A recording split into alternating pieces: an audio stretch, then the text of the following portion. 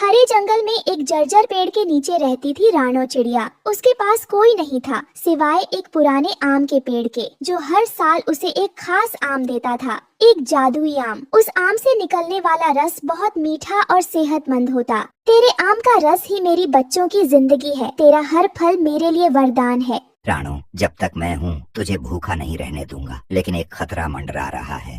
एक दिन जंगल का सबसे चालाक और लालची कौवा कालू अपनी पत्नी गौरी के साथ रानो को रस पीते देखता है। हाय राम, देखो देखो वो गरीब रानो को रोज सुबह उठते ही मीठा आम का रस पीती है। उसके बच्चे भी खाते पीते मोटे हो रहे हैं और हम तो सूखे हुए बेर चबाते हैं। कुछ तो झोल है। आम तो हर किसी के पेड़ पर लगते हैं, लेकिन ऐसा चमकता हुआ सोने जैसा आम, और फिर वो रस। पूरे जंगल में वैसी खुशबू कहीं नहीं आती जैसी उसके रस से आती है। क्या पता कोई जादू हो उस पेड़ में। वो रानो जैसी चिड़िया कहाँ से इतना खास आम लाएगी? ये कोई मामूली आम नहीं लगता। मुझे भी कुछ अजीब लगा था। मैंने देखा है, हर बार रानू आम तोड़ने से पहले पेड़ से कुछ कहती है, फिर पेड़ खुद आम गिराता है। कालू, मतलब वो पेड़ बोलता है? कहीं ये वही जादुई पेड़ तो नहीं जिसकी कहानियाँ बचपन में सुनी थी? अगर वो पेड़ हमारे हाथ लग जाए, सोचो गोरी, हम उस रस को बेचे तो पूरे जंगल का बादशाह बन जाए। जानवर क्या, इंसान भी लाइन में लग जाएंगे। हाँ, रानो जैसी तुच्छ चिड़िया को तो पता भी नहीं चलेगा कब उसका पेड़ हमारा बन जाएगा। पर ऐसे पेड़ को यूं ही नहीं छीना जा सकता, हमें चालाकी से चलना होगा। क्या इंसान को बुलाएं? कोई लकड़हारा जो बिना सवाल पूछे पेड़ काट दे। शाबाश गोरी, आज तूने अपने दिमाग का सही इस्तेमाल किया है। रानू अब गई काम से, और हम बनेंगे जंगल के राजा और रानी। कालू और गौरी इंसान के झोंपड़े के बाहर उतरते हैं। इंसान अंगीठी के पास बैठा कुछ पका रहा था। ओ इंसान भाई, एक छोटा सा काम है पर इनाम बड़ा मिलेगा। अबे कौवे, तू फिर आ गया। पिछली बार भी झूठ बोलकर मुझे मधुमक्खियों के छत्ते तक भेज दिया था। इस बार 100% सच्चा काम है। एक पेड़ है जंगल के बीचों बीच, जादुई पेड़। फल ऐसे कि एक बार छक लिया तो बीमारियां भाग जाएं। जादुई पेड़ और फल भी? कहाँ है वो?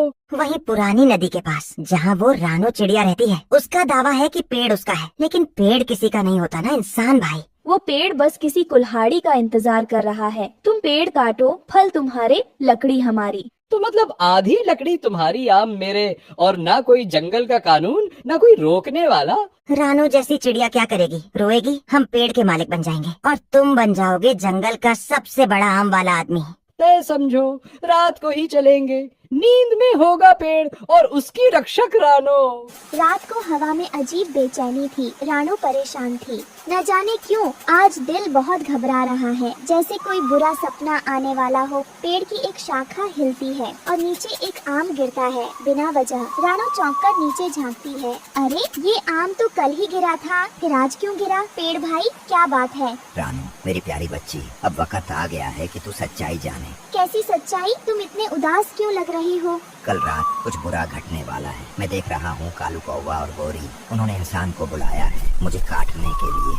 क्या? नहीं, तुम मेरा घर हो, मेरा सहारा। अगर तुम नहीं रहे तो मैं और मेरे बच्चे कहाँ जाएंगे? मैं एक साधारण पेड़ नहीं, एक आत्मा हूँ जो सालों से जंगल की रक्षा कर रही है। पर हर जादू की उम्र होती है। तो क्या कुछ नहीं किया जा सकता? क्या मैं किसी को बुलाऊं? पंचायत, मिट्ठू, बगुला, कोई तो होगा जो तुम्हें बचा सके। जो होना है वो होगा, पर मैं तेरे लिए एक आखिरी तोहफा छोड़ जाऊंगा। कल सुबह मेरा सबसे अंतिम आम गिरेगा। उसमें होगा ऐसा रस जो तुझे कई दिनों तक भूखा नहीं रहने देगा। पर मैं तुम्हारे बिना नहीं जी सकती। तुम्हारी छाँव, तुम्हारी खुशबू।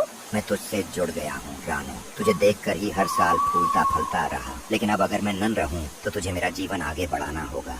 अचानक दूर से सूखी पत्तियों की आवाज आती है। इंसान आता दिखता है, कंधे पर कुल्हाड़ी। पीछे कालू और गौरी धीरे धीरे उड़ते आ रहे थे। यही है वो पेड़, बड़ा तो है और आम भी लटक रहे हैं, रसदार लग रहे हैं। हाँ इंसान भाई, बिल्कुल यही है। जल्दी करो, सुबह होने से पहले पेड़ गिरना चाहिए। रानो सो रही है, आवाज मत करना। इंसान पेड़ के पास आता है, हाथ में कुल्हाड़ी कसता है। पहला वार करता है, ठक, जोर की आवाज होती है। घोंसले में रानो हड़बड़ाकर उठती है। ये क्या था? कौन है वहाँ? रानो उड़ती है और पेड़ के नीचे आ जाती है। रुको, ये मेरा घर है, मत काटो इसे। ये पेड़ जादुई है, ये जिंदा है। इंसान भाई, दया करो। मुझे दया नहीं, लकड़ी चाहिए। पेड़ काटूंगा और आम ले जाऊंगा। रानो, अब समय आ गया है, मैं अब नहीं रुक सकता। नहीं, तुम मेरे बच्चों के रक्षक हो, मत जाओ, मत जाओ।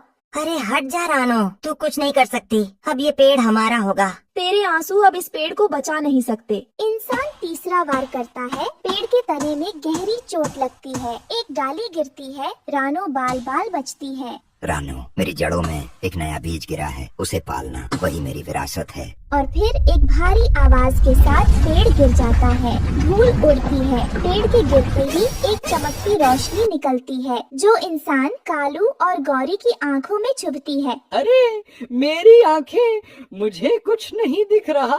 अरे क्या हो रहा है? मैं अंधा हो गया? हमसे गलती हो गई, ये कोई साधारण पेड़ नहीं था। तीनों भागने की कोशिश करते हैं, लेकिन दिशाहीन हो जाते हैं। कुछ दिन बाद पेड़ की जगह एक छोटी नन्ही कोम्पल उगती है। रानो उसी के नीचे बैठी होती है। ये पेड़ अब नहीं रहा, लेकिन इसकी याद, इसकी ममता जिंदा है। जंगल में लालच आया, लेकिन ममता हारने नहीं दी। जादू खत्म हुआ, पर भावना बची रही। इस कहानी से ये सीख मिलती है कि प्रकृति का हर पेड़ एक जीवन है। उसे काटना किसी की सांसें छीनना है। जो पेड़ देता है वो भगवान की तरह पूज्य है।